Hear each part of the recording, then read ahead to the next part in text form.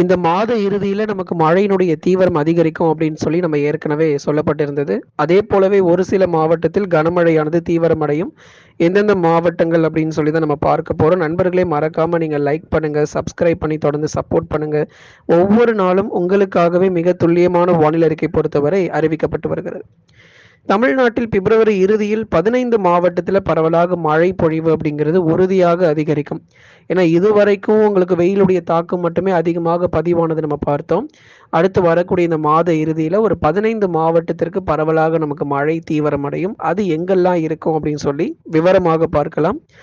தென் மற்றும் மேற்கு தொடர்ச்சி மலை ஒட்டிய மாவட்டங்கள் மதுரை, திண்டுக்கல், விருதுநகர், சிவகங்கை, ராமநாதபுரம், தூத்துக்குடி, திருநெல்வேலி, கன்னியாகுமரி, நீலகிரி, கோயம்புத்தூர், தேனி மற்றும் தென்காசி போன்ற பகுதிகளில் பிப்ரவரி 25ஆம் தேதியிலிருந்து படிப்படியாக மழை வாய்ப்புகள் அதிகரிக்க போகிறது. அதுக்கப்புறம் நமக்கு மார்ச் முதல்